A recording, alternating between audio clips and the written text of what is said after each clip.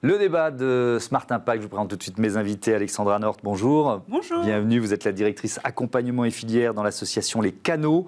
Et Eugénie de la Rivière, bonjour et bienvenue. Bonjour. Vous êtes chef de projet Les Résilientes chez Emmaüs Alternative. On va présenter ce que vous faites l'une et l'autre et ce que font notamment ce que fait votre association. Les Canaux, c'est quoi ? Alors, les canaux, on a deux grands piliers chez les canaux. On est à la fois un lieu emblématique de l'économie solidaire et circulaire et aussi une association avec ses activités pour promouvoir une économie plus durable.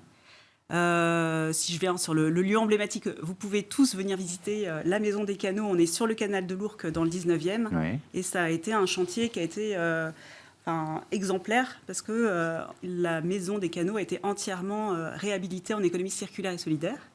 Et à l'intérieur de ça, nous avons des actions en tant qu'association pour promouvoir une économie plus durable, c'est-à-dire plus circulaire, plus solidaire et plus locale. Avec notamment un accélérateur textile circulaire dont on va parler et dont vous avez bénéficié, Eugénie de la Rivière. Les Résilientes, de quoi s'agit-il ? Alors, Les Résilientes, c'est un studio de design en milieu d'insertion professionnelle. Ouais. On travaille au sein d'Emmaüs Alternative et on travaille à la réutilisation des matériaux pour faire des accessoires pour la mode et pour la maison, avec des personnes en parcours d'insertion. Et donc, vous avez été sélectionné pour rejoindre cet accélérateur. Deuxième édition, je crois, de cet accélérateur des canaux. Sur quoi ? C'était pas sur le textile, la première édition, c'est ça ? C'était Tout sur à autre fait, chose ? vous êtes bien renseigné. Oui, c'était en Île-de-France. On accompagnait une quinzaine de structures à changer d'échelle, mais c'était sur l'économie circulaire, mais pas forcément sur la filière du textile. Ça pouvait être des structures du bâtiment circulaire, du mobilier circulaire. Il y avait des acteurs comme Gobi qui font des gourdes éco-conçues, La Sauge qui fait de l'agriculture urbaine. Et là, sur cette deuxième édition, on a décidé de vraiment se concentrer sur la filière textile. Parce que c'est l'une des plus polluantes du monde. Et puis, ça fait sens aussi d'avoir une quinzaine de structures qui sont vraiment sur la même filière. Donc, alors, comment ça marche ? C'est un accélérateur, donc vous choisissez des projets et vous les aidez quoi, financièrement ? Ça fonctionne comment ? Alors, c'est du mécénat de compétences, enfin, oui. on peut tout imaginer ? On adorerait les aider financièrement et avoir plein de sous à leur donner, mais on les accompagne surtout sur le fait de structurer, de consolider leur modèle d'affaires grâce à un accompagnement individuel, à du mentorat.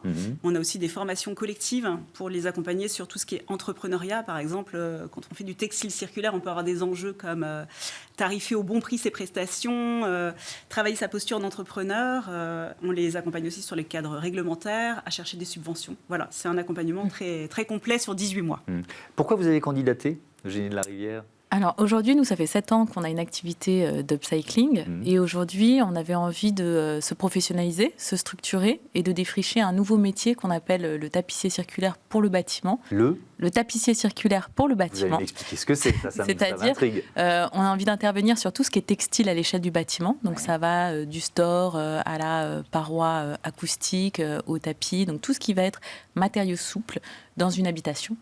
Et pour structurer cette activité et professionnaliser cette activité, on avait envie d'être accompagné justement sur toutes les parties dont Alexandra parlait. Oui. Qu'est-ce que vous en attendez ? Ça dure combien de temps ? Ça dure une année ? 18 mois. 18 mois. Ouais, c'est quasiment 2 ans. Oui, c'est bien, c'est un accompagnement de longue durée. Le fait d'être, si j'ai bien compris, dans une sorte d'écosystème, dans un groupe où vous travaillez tous sur des problématiques un peu similaires, ça vous semble important, ça ? C'est toujours important. Oui. L'échange fait avancer beaucoup plus vite, donc c'est toujours hyper important. On est sur des métiers qui sont nouveaux. Souvent, quand on parle de réemploi, de réutilisation de matière, donc d'être plusieurs à défricher un même terrain, ça permet quand même d'aller beaucoup plus vite dans ce qu'on fait. Si on jette un petit coup d'œil dans le rétroviseur pour les entreprises ou les associations que vous avez accompagnées sur la première année de cet accélérateur, qu'est-ce que ça donne ? Quel premier bilan vous pouvez faire, même si j'ai bien compris, on n'est pas encore au bout de l'accompagnement ? Alors pour cette première édition, on a bouclé l'accompagnement. Ça y est, bon, voilà, d'accord. La deuxième vient d'être lancée et on est très content des résultats. Ils ont collectivement, donc ils étaient 15 structures, augmenté de plus de 50% leur chiffre d'affaires. C'est un indicateur qu'on suit. Ils ont créé collectivement toujours 200 emplois. Et on regarde aussi l'indicateur du tonnage de matières recyclées, réemployées, qui a augmenté aussi de 70% sur la promo. Donc plutôt des... Et j'oublie les 700 millions d'euros de levée de fonds qui, pareil, ont été réalisés collectivement. Parce que le fait d'intégrer un accélérateur comme le vôtre, ça donne à ces entreprises une crédibilité supplémentaire. Je dis ça à la question des levées de fonds. Est-ce que vous le ressentez, ça? Ou est-ce que ces entrepreneurs ou entrepreneuses vous le disent?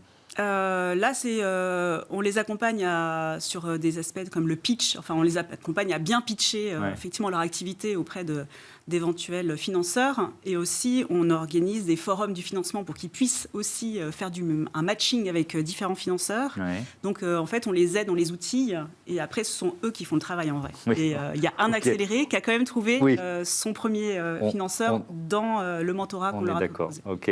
On détaille un peu ce que vous faites avec les résilientes. Vous alliez donc textile, circularité, insertion professionnelle, insertion sociale. Comment tout ça, ça se goupille?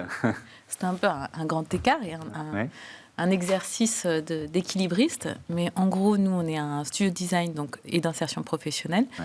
Donc l'enjeu, c'est de réutiliser les matériaux qui ne sont pas valorisables par l'association pour laquelle on travaille, donc Emmaüs Alternative. Ouais. Donc tout ce qui est destiné à la benne et au recyclage. On a démarré comme ça, où on développait des collections qui étaient destinées à être distribuées dans les boutiques Emmaüs Alternative. Aujourd'hui, on a différentes activités. On va accompagner les marques sur la revalorisation de leurs invendus, invendables. À l'époque, on avait accompagné Made.com, Madura sur la conception de produits upcyclés. On a aussi travaillé avec l'entreprise Bompard. Et de plus en plus, on fait une activité de décoration d'intérieur. On va accompagner les entreprises pour décorer leurs bureaux et aménager leurs bureaux à partir de réemploi et de réutilisation. Et donc l'enjeu de faire ça dans l'insertion professionnelle, c'est parce que les métiers créatifs permettent un vrai développement de compétences qui sont transférables dans d'autres métiers. Donc c'est pour ça qu'on a démarré cet atelier-là aussi. Et permettent vraiment un retour à l'estime de soi. Alors j'allais vous poser la question, le lien entre créativité et confiance en soi. Vous voyez ça, parce que ça doit être assez génial de voir ça naître. Voilà. Est-ce que vous avez déjà fait une tarte et amené chez des amis votre tarte? Voilà. Et ben vous avez je ne suis pas un grand cuistot, mais je peux comprendre le plaisir de faire soi-même. De dire, c'est moi qui l'ai fait. Et donc ça a un véritable impact quand on a fait quelque chose et quand il s'agit de réaliser un objet, que ce soit un tabouret, une lampe, un coussin, ça a un impact énorme. Et en fait, aujourd'hui, la confiance en soi, c'est le premier frein à l'accès à l'emploi. Et donc, pour les personnes qu'on accompagne, c'est extrêmement important de commencer par ça, par reprendre confiance en soi. Quelques chiffres, on va